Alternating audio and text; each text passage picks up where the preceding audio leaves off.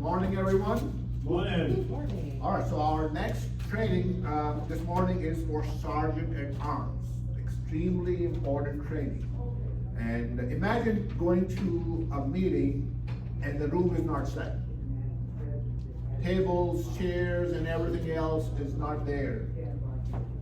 Today's speaker, Mr. Scott Brown, is going to help us understand the importance of Sergeant at Arms. Our presenter for Sergeant at Arms training, Mr. Scott Brown, is a past district director of District 11, Indiana/Northern Kentucky. He has been a member of 4 districts and 12 different clubs. He has held every officer role at least twice and has facilitated at least one TLI session at every one of his home district's TLIs since 2016. Wonderful. Please help me welcome PDD GTM Scott Brown as your guide for Sergeant at Arms training. All right. Thank you for the introduction. Good morning, everybody. How is everyone doing on a beautiful Saturday morning here in South Carolina? Well, these are my favorite days with Toastmasters. Saturday trainings are my favorite days. You know why? Seriously, you know why it's such a great day? I think this is such a great thing. How many of you have to be here? How many of you chose to be here?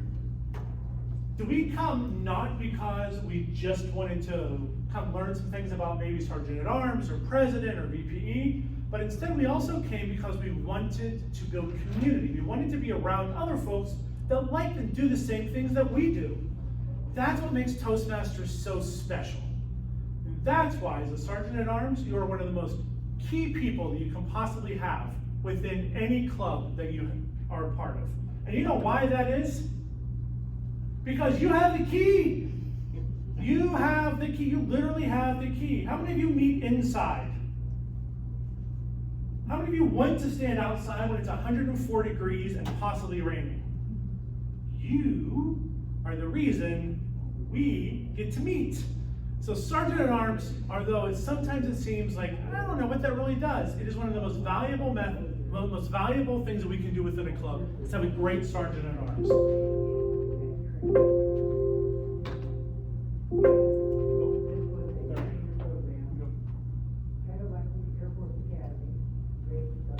Won't let me go back. Can you go back at all? This one won't let me go back. I think you're going to have to advance. We'll give you the mouse back.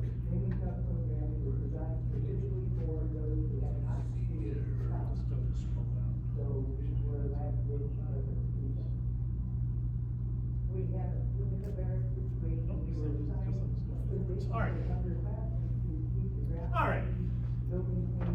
So we have 3 kinds of meetings. There are three types of meetings that we have within Toastmasters. How many of you have in-person meetings? How many of you have ever been to a hybrid meeting? And how many of you remember all of our online meetings? Anybody still have those? Just the online? All right, we're going to talk through all 3 different types of meetings because what you do as a Sergeant at Arms is different for all 3 types of meetings.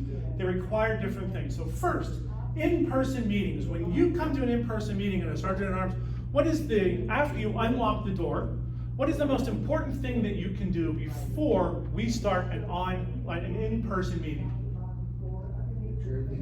Chairs. Have you ever walked into a room and all of the tables are against the wall, all of the chairs are just randomly strewn throughout, possibly stacked somewhere? Getting that room set up before the meeting starts, incredibly valuable. If you wait if you have a 7 o'clock meeting and you walk in at 6:58 and have to set up the meeting, what time does your meeting start? Keep guessing. It doesn't matter. It's after 7 o'clock, which means you're probably not going to end on time.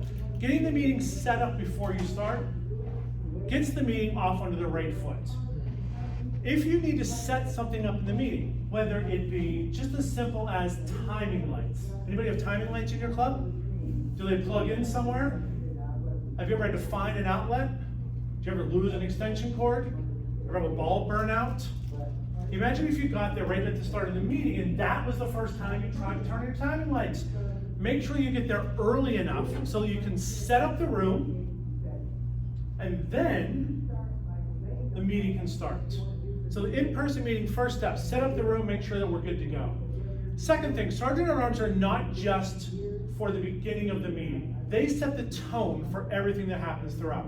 Yes, they're probably going to introduce someone, they're probably going to introduce the Toastmaster of the day or the club president to kick off the meeting. But what they're doing is they're setting the tone throughout the course of the meeting. They do it through a couple of ways. One is through their language, and second is through their body language and their physical presence. Where does Sergeant at Arms tend to sit in in-person meetings? Do they sit in the back of the room? Sit in the front of the room. Why would you sit in the front of the room if you were a Sergeant at Arms? So you can help set up for the next speaker. Two reasons. One, set up for the next speaker. And second, what happens when somebody walks in late? What happens when a guest walks in?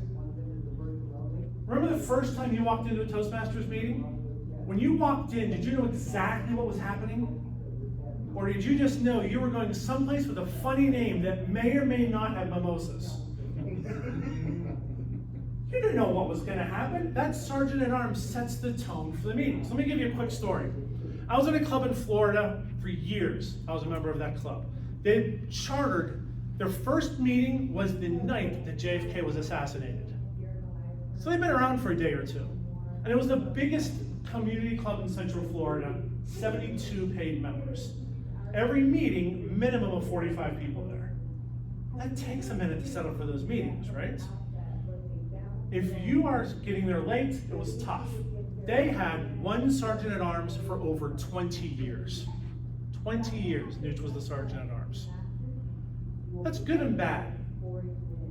What does a Sergeant at Arms tend, when you think about that, what do you think is going to happen when you have somebody called a Sergeant at Arms?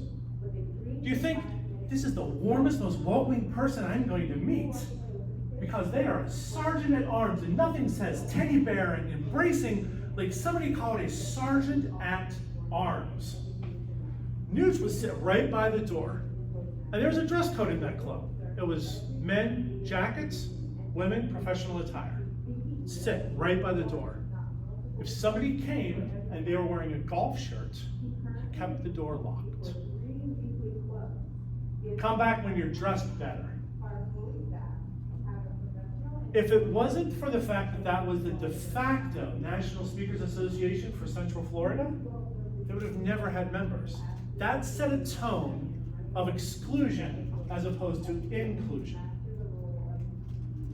Second story, other club I'm in Florida. Sergeant at Arms sits right by the door. His name was Denny, he was in a wheelchair.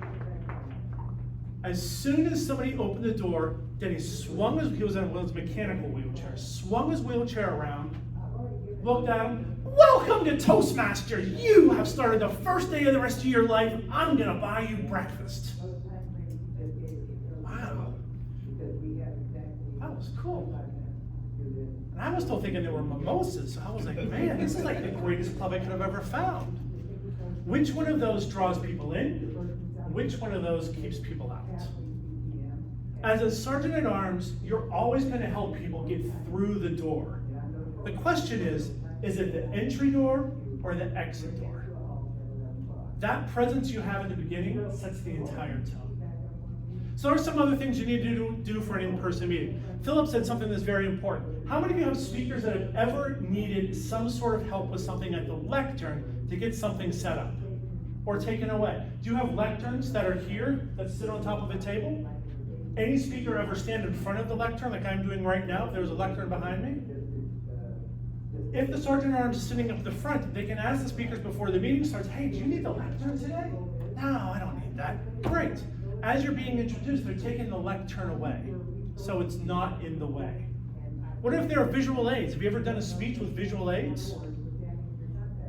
If you have a visual aid, isn't it clunky to come up and set that up and say, I'll be with you in just a minute. I'm going to get all this set up before we get started. It's tough to do. So instead, the Sergeant at Arms gets all of the visual aids set up before the meeting starts to ensure that as the speaker's introduced, they can get things set up. As soon as the speaker is done, they strike whatever is up here to prepare for the next speaker. They are the operational resource for your club. There's no arms parts. They're not expecting trouble. They shouldn't be excluding, they should be making sure that it is a seamless presentation. So the meeting isn't just a meeting, but it's an event. It's a happening. So how many of you love going to meetings? One person, Charles was like, I want to go to a meeting. And I really hope it's a meeting that should have been an email. That's even better. People don't like meetings. How many of you like events? Oh, there you go. Woo, woo. Events draw people in. If your sergeant at arms is helping you put on an event instead of a meeting, who do you think is coming back to see your club? Everybody, right? Charles is going to come back anyway because it's a meeting and he's down with meetings. Everybody else is coming back for an event. Can you go to the next one? Next type of meeting we have are called online meetings. How many of you remember these? When we got dressed from here up, shorts, waist down, flip-flops, maybe if you were cold. Other than that, you were wearing maybe a dress shirt, a jacket, a tie, shorts, if you were wearing pants at all, because it was COVID, who knew what was happening? We had all those online meetings, but it introduced us to a brand new component. Online meetings allow us to expand our geographical proximity to the entire world. If you're in a club that's online, the only restriction you have is how many folks can get onto your Zoom. That sergeant at arms is now your Zoom master. Because instead of standing by the door, they're by the virtual door. Somebody needs to ensure that that virtual door, you're allowing people to come in, not excluding, but including folks to come into the room.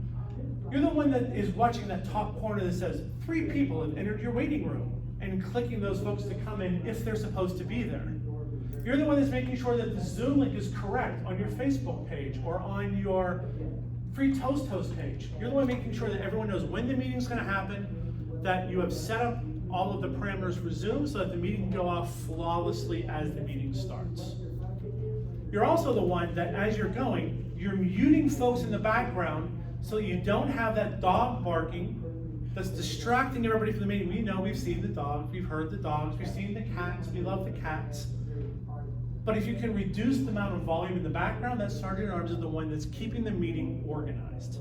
Other thing that person is doing is ensuring that, just like you would do for an in-person meeting, if there are things that need to get set up for a speaker, like a poll, or specific backgrounds they want to use, that those are available to ensure that it's a flawless presentation as you go through that meeting. There's a couple of things a sergeant at arms can do before that meeting to ensure you're ready. First, Zoom accounts. Any clubs still have Zoom accounts out there? Those clubs that have Zoom accounts, somebody needs to be the Zoom master. Somebody needs to be in charge of that account. Sergeant at arms is a great person to make sure that that Zoom account isn't lapsing and you're not showing up to a meeting on Thursday and all of a sudden you realize your Zoom account expired on Wednesday and there's nothing to happen. I'll give you a quick example about that.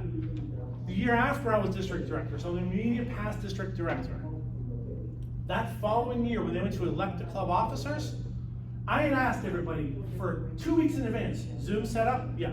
Zoom setup? Yeah. Zoom setup? Yes. We're all ready to go? Correct.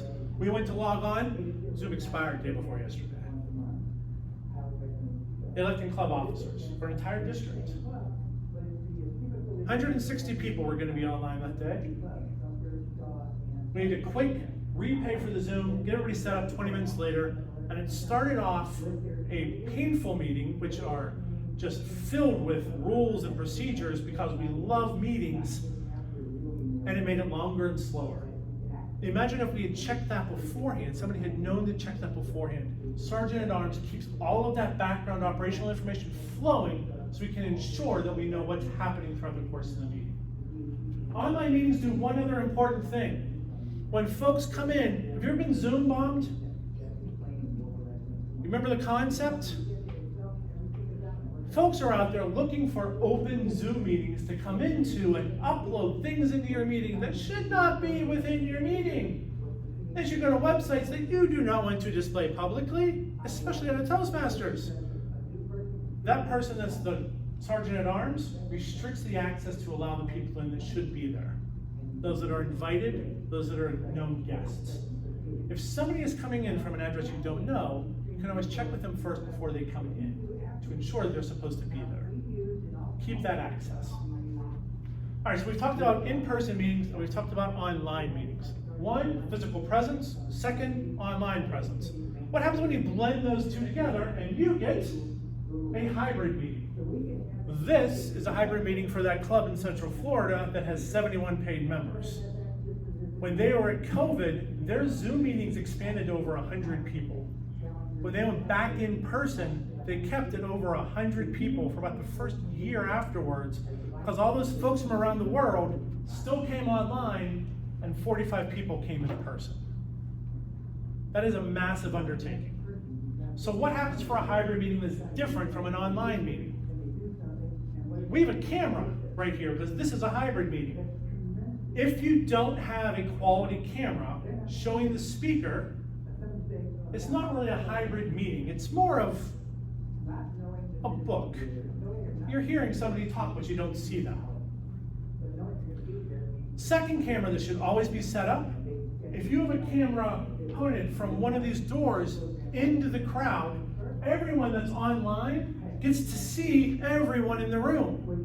Right now, the folks online have no idea who's in the room because they can see maybe the back of some of your heads if you're in the middle. If you're on the wings, they have no idea you're here. If you have that other camera, now all of a sudden you have an inclusive meeting where everybody in the meeting is part of the same meeting as opposed to two separate meetings, an online meeting and an in-person meeting. The hybrid, that second camera, is incredibly beneficial. Third thing they need. How many of you have hybrid meetings where you don't have a quality microphone that is able to pick up voice from all around the room? Anybody have hybrid meetings out there right now? If you have a hybrid meeting, how do you use a microphone? Do you have just one of these? Do you have a laptop that might have a mic on the laptop that you're hoping it uses? If you have that, all that you're picking up is right in front of you. Dolphin does a good job that they have a separate mic that's right in front. Right in front, you're able to pick up conversations from all around the table so that one mic can catch everyone's conversations. If you have a good snowball mic that can pick up at a distance, a multi-directional mic, you can use that one mic to be able to include everybody within the meeting. And lastly, for a hybrid meeting, see what's happening up here on the screen? This is my good friend Darren. Darren's presenting online. Everyone can see him because they have a large screen television set up so the entire room can see. Now this meeting occurs in a room that's about twice this size, and it's full. So they have a larger screen. When they get completely full, they have a pull-down screen that they show on here. If you have a small room, say you have just one set of tables and you have 8 people around the table, but you just have a small laptop that's up there, all the people are seeing is a 3x5 practically picture of the person speaking. Get a bigger screen of some sort to expand that so folks can be able to see everyone. Anyone have extra laptops floating around your house you don't use anymore? What do we do with those? Mine sit in the bottom of my closet collecting dust.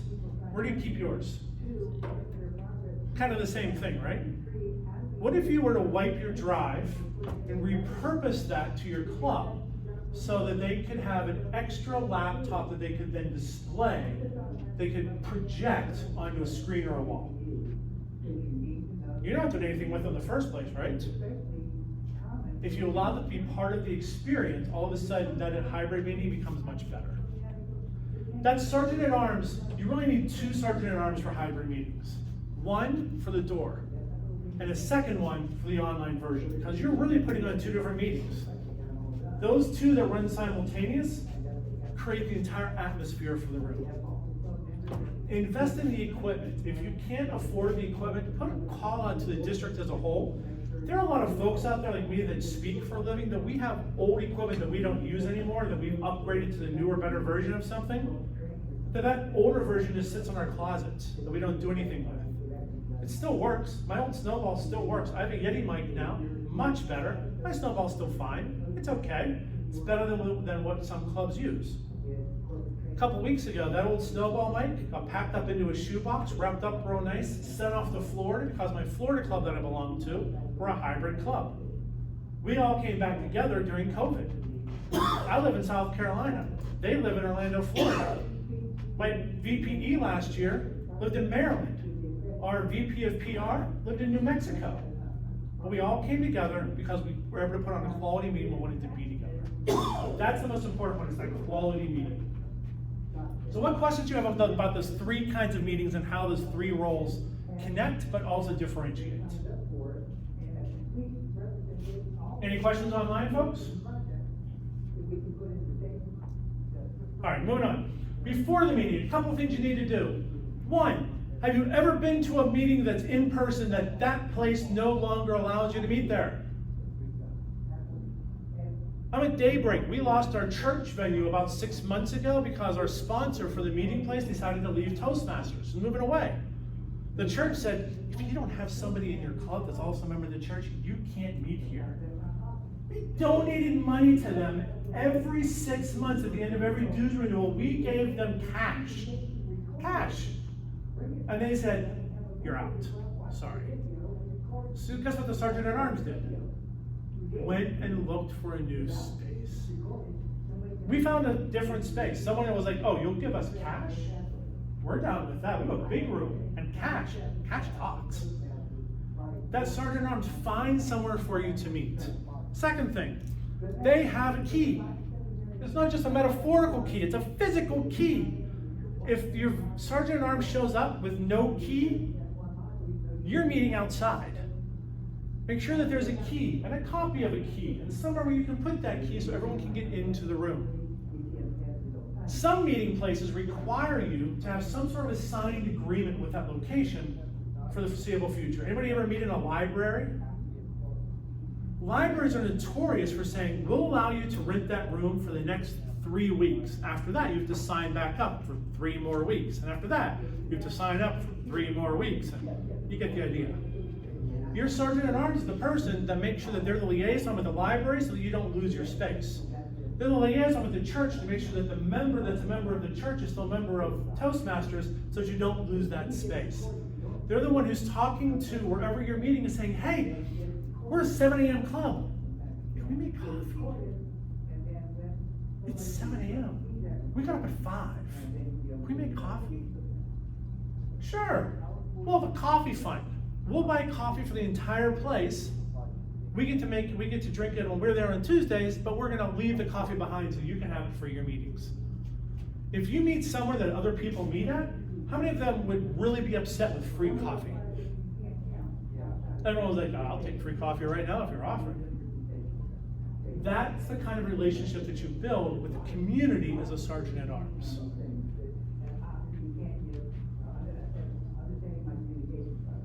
Who knows what a Sherpa does? In the Himalayan mountains, Sherpas are the ones that carry the backpack of all the stuff to go up the mountain. There's the mountaineers that get the credits, and the Sherpas that carry the stuff for the person that gets the credits. Everyone remembers the name of the person that climbed Mount Everest, but not the one that carried the stuff to get to the person that climbed Mount Everest. You are the Sherpas for your clubs. Hopefully, you don't have a backpack and it's not snowing. You don't have to walk uphill both ways. But you probably have a suitcase. And what's in that suitcase? Everything. Everything, right? You have your timing lights, you have your forms, you have your gavel, your flag, your pens. Everything that takes to put on a meeting is in that suitcase. And you roll that suitcase around. Now what happens if you're rolling that suitcase around week after week and you leave it in your trunk and your car breaks down and you forget to take the suitcase out of your trunk and it's sitting in a repair shop in some other town? Can you still have a meeting? Hopefully, yes, because hopefully you've also built a backup, that somebody else has the backup suitcase. Sometimes there's a backup plan. So maybe you don't have timing lights, the fancy ones that you turn it down and they come on automatically with electricity, which is shocking. Maybe they just have the cards or the folders that they show the red, the yellow, and the green cards instead. Maybe instead of having all the membership applications, they have 2. Maybe instead of having all of the paths that somebody could do, they have 1. It's a smaller version. They have an extra gavel, they have an extra flag, they have a couple of extra pens, they have all the little essentials that usually kept by your backup sergeant at arms, otherwise known as your president. And if something happens to your suitcase, there's a backup for it. As the Sherpa, you're in charge of making sure the stuff you need is in the suitcase. How many of you use forms for grammarian reports? Odd counter reports? Timer reports? How do those magically show up at the meeting in the first place? Someone needs to make some copies, right? Somebody needs to have a master that they can print off. And he said, I did say print off, not just a copy, print off, which means there's an electronic copy stored somewhere online, like a Google Drive or in the cloud somewhere, that the Sergeant at Arms has access to, and they take an inventory every week to say, oh, we're running low on odd counter forms. I'm gonna go print off odd counter forms this week so we have them for the meeting. Sergeant at Arms, make sure you have all of the stuff that you need for the meeting. That means that you've filled all of those folders, odd counter, grammarian, timers report. We have a toast gesture at my club in Florida so that we don't forget that. We have hands and we make gestures with things. And we should make appropriate gestures, not wildly flamboyant gestures, but just appropriate gestures. We have a report for that also. All of those things your club does differently that makes your club, have a backup, have a plan so that we know how to get all that stuff to the meeting in the first place. If you have the opportunity, how many of you want to carry that suitcase around with you everywhere you go? How many of you want to keep it in the corner of your garage? How many of you would love to keep it in the room where you meet? I just got a lot of, oh yeah, that's a good idea, I never thought about that. Ask the place where you meet, hey, you have cabinetry here. Can we stick our suitcase under there out of the way so we have to carry back and forth every week? Can we keep our lectern that we've made in there so we don't have to carry that back and forth every week? Most everyone will say, oh yeah, absolutely. After all, you're giving us cash every 6 months. We can give you a drawer or a door. That makes your life easier. That communication, that liaison with the hosts, wherever that is, that ensures that you have that relationship and that your club is sustainable. Now, when you do all of that, when you have those clubs that you come in and you have somebody that's set up the room, that's welcoming, that's inviting and not exclusionary, when you make sure that that what's being needed at the front is being set up and struck after the meeting or after the speech, you have all of your tools necessary. What does that do for your meeting? What does it feel like when that happens? Does it feel like it's planned? Feel like it's purposeful? That's why we do this. How many of you love going to meetings that not just are meetings that should have been an email, but that nobody prepared for in the first place? Even Charles was like, I love meetings, I don't want those meetings. That's my limit. No. If you have a guest that walks in and all of this doesn't happen, you walk in and you're setting up the tables and it's a hybrid meeting and there's no screen and no camera and no microphone and nobody knows the Zoom link and we forgot the key and we're 20 minutes late. How many guests are like, it was nice meeting you. I have a thing I have to go do. I have forever that, I'll see you around. That's a great reason to ghost a club. We are always one bad experience from losing a member. And those bad experiences sometimes are so incredibly preventable. It comes from having a sergeant at arms that comes at the last minute instead of beforehand, that doesn't have a plan for how to set up, that doesn't have all of the requisite materials to be able to work on. That plan, you are the operational backbone of every single club meeting. That's why Sergeant at Arms is one of the most important roles that we can have. Without that, the ambiance in the meeting changes dramatically. And it's not just the setting up. All of that pre-planning outside, you have a lot of administrative tasks that you'll be doing as a Sergeant at Arms. That requires setting up. Those administrative tasks aren't always easy. It's a skill that you may need to learn. I've always said that Toastmasters is the perfect place to fail in private so you can flourish in public. If you're somebody that struggles to put all of that together, that needs help with being able to organize events, that wants to get better at planning a bigger event than what you normally do. Maybe you have something at work that's coming up and somebody said, I really think that I want you to help set up the next quarterly meeting, or the next award ceremony, or the next big thing we're gonna do, or the picnic that's gonna happen, or whatever it is, and all of a sudden you don't know how to do that. If you come and work with a sergeant at arms and become a sergeant at arms, you can't help but learn that skill. When you have big events that are poorly planned, you've not just now driven people away, but all of a sudden you've created a lasting legacy of folks not wanting to come back. The bigger the event, the bigger the impact, both good and bad. So think of it that way. Contests are the last thing that we do that are so valuable to our clubs. Because what do contests celebrate? Member achievements of doing what? Role learning. Something even simpler than that. What am I doing right now? Speaking. We are at our essence a speaking organization. We celebrate those that have learned the speaking part of Toastmasters by having contests on a regular basis. Usually twice a year we have different types of contests. Then at the spring conference every year we have the finals. When you are in a higher pressure situation, does that make you want to focus your energy more or less? More. The higher the pressure, the more intense the focus. Have you ever felt like when you're at work, you said, oh, I really want this promotion, but there's things I don't know how to do. I'm going to be on the spot all the time. I'm going to have to present to the board or to a group of managers on a regular basis. I have to teach my peers how to do things. I have to be a mentor to new hires. What if there was a way that we had something that raised the stakes, and as we raise the stakes, we raise the outcomes also? That's what contests are for. Now, if you're at the spring conference, you know that we had 4 contests over 2 days. Speakers had practiced for months to prepare for those. They had won club contests, area contests, division contests. We're finally at the district contest. When John Annucci won the district, he was now set on to the quarterfinals. Hopefully we get picked for the semifinals. That is a big deal.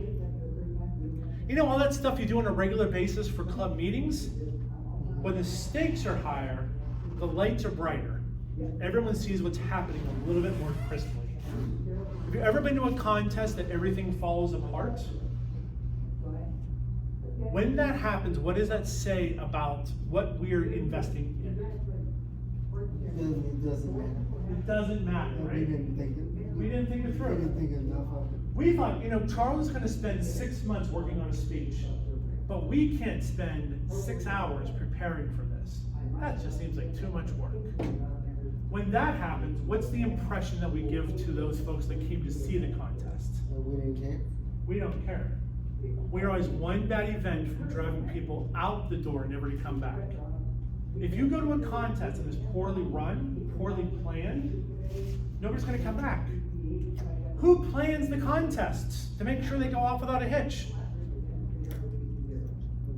Sergeant at Arms. Every club is a sergeant at arms. So if you have an area contest with 4 different clubs in that contest, how many sergeant at arms do you have to work together to make sure that goes off without a hitch? 4, right? If you're in a division contest and you not just have those 4 clubs, but now you have 4 clubs in a division, 16 clubs. How many sergeant at arms can work together? 16.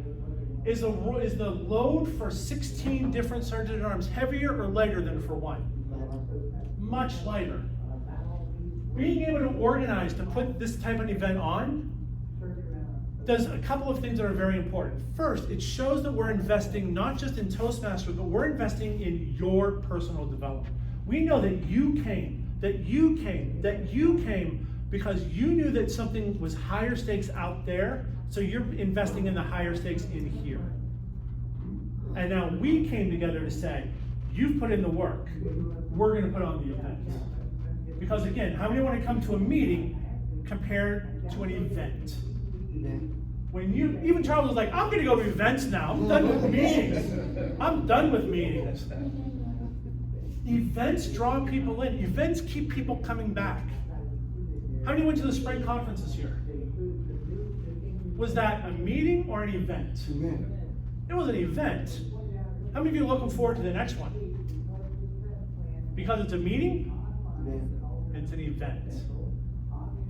We keep trophies. These are half of the trophies that I accumulated as a competitor for Toastmasters. That's just half of what I earned in about 8 years competing. I keep those trophies as a reminder of the work I put in, and I can tell you from every one of those what happened at that event. Was that event an event that was invested in me, and that I'm now invested in those people? Or is it an event that was only invested in the fact that we have to put it on because we're Toastmasters? He was invested in, not invested in others. My best friends in Toastmasters all have memories sitting on that shelf. Every one of those trophies I can point to and say, I can immediately think of a good friend of mine from that event. What the Sergeant at Arms does is it creates the atmosphere and the ambiance, it creates the culture, so that now that we've put on an event that we're investing in your development, now because of our work, every competitor, every person as part of that is willing to now invest in the development of somebody else. We're paying it forward. I helped you, now you went to help someone else. That's what a Sergeant at Arms does. So are there questions about what we can do within our clubs to make that easier? Questions about the things that we're doing that we shouldn't be doing? Questions that we're not doing that we should be doing? Or just, you lost me completely on welcome to Saturday. What do you have? What can I answer for? Yes? I must admit, I've only been a member of Toastmasters now for a year. Let the folks online hear you. I've been a member of Toastmasters now for a year. Had no idea what the Sergeant at Arms did. When I was asked if I would assume this responsibility, I said, sure, I have. I didn't know I was getting into all of this. It's a bit more than I anticipated. So now I'm wondering how am I going to be able to fill all those responsibilities and do a good job at it. Especially after the way you've just explained. That's a great question. How many of you are in a club by yourself? How many are the only member of your club? Wait, you've other members in your club? Sure. Other members? Who else comes to your meetings besides just the Sergeant at Arms? Everybody that comes, right? President comes, VPE comes, random guests come, the plain old Toastmasters come. Remember that slide with the dinosaur that said administrative tasks? What if part of your role as a Sergeant at Arms wasn't for you to do it yourself, but to get everyone to help you? So imagine, all right? Imagine this. You walk into a room, all the tables are up against the wall. All the chairs are standing over here, stacked neatly. Is it your job to be the only person that then takes all those tables and sets them up and all the chairs down and put them out? Or is it your job to recruit other folks to help you put down the tables, put down the chairs, and that you're the plan, you're now the manager, you're the administrator, making sure that everyone knows what to do and everybody has assigned roles. This job is not for you to do alone. The same way a president isn't a job to do alone. The VPE doesn't do it alone. VPM, VPPR, secretary, treasurer, all of them are shared responsibilities within an entire club. Your role as a Sergeant at Arms isn't to just do the things, it's to ensure that the processes are in place, that the things that need done are accomplished. This isn't your job. It's your job to make sure it's done, but not yours to do. Recruit your help. Yes. So he brought up a great point. I wasn't in Toastmasters 4 weeks before I was Sergeant at Arms. The culture was already set up to where I just had to follow the footsteps that were already there and reach out to the person that was the previous Sergeant at Arms. It was a seamless transition, but this is a great background that if we're not prepared to go into it, then the meetings can be off kilter. Hearing you say that, I've seen where I've missed the mark in previous ones where I need to step up, because I didn't realize that was, you know, part of it, but he brought up a great point, so. Thank you so much, Mike. When we first get in office for clubs, there's two ways it happens. We volunteer or we're voluntold. Many of us, our first office, we were voluntold. I think you're gonna be a wonderful sergeant at arms. Here's the key, I'm out. That's what happens. But that doesn't mean, even though you were voluntold and you're brand new to a Toastmasters, less than a year, less than 6 months, 4 weeks, you joined on Tuesday and you had elections the next week. It happens, we've seen it all happen. That doesn't mean that there isn't valuable opportunities to invest in what you do within your officer role. So at the end of the year, it wasn't a year that you spent in Toastmasters, it was a year you invested in learning something new that you can take out into the world. I do hope that's the last thing that you take away from this, is that we find friends to speak together. Together is the most important part. You are part of making sure that happens. Invest your other members together, and hope that you build the most successful clubs, the most successful meetings. And if you need help, I live in Charleston. I'll be glad to send Woody your way to help you out. If you need help, one more slide, sorry. If you need help, contact me. My email's up there, my LinkedIn's up there, my phone number's up there. That's actually my phone number. I'm not catfishing you. Give me a call, drop me a line. If you need some help, text me. I'll be more than happy to talk you through whatever's going on, and we can make this together as a whole. Because I believe that Toastmasters is the greatest thing that we can do to take us from where we are to where we're supposed to be. Because where we are now, maybe not be the thing that we want to do in the future, but this will give us an opportunity to become the person we were always meant to be, just didn't know. So I thank you. Are there any other questions I can answer? Any folks online have any questions? Anybody in the chat there? Nothing? Anything in the room? Go forth and toast on, my friends. Have a fantastic day, and we look forward to seeing you at an event coming up soon, and definitely at the spring conference next year. Be well, everybody.